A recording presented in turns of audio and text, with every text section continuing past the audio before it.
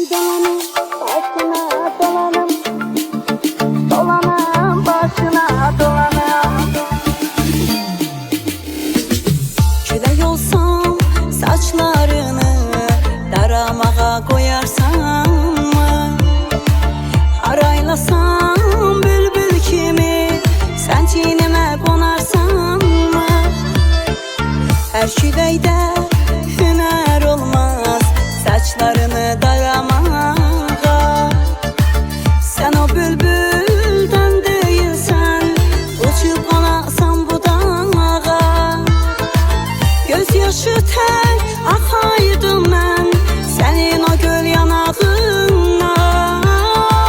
Dağ döşündə bulaq olup öpeydim bal dodağından.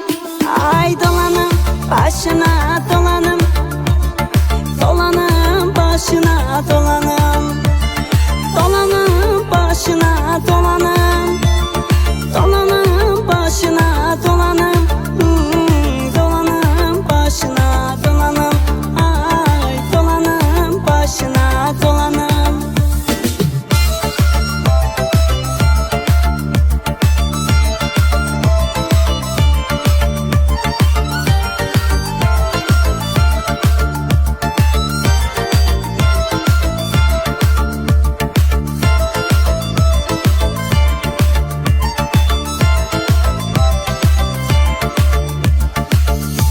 Güzel, üzmə məni, bilirəm ki yoxdur yarın.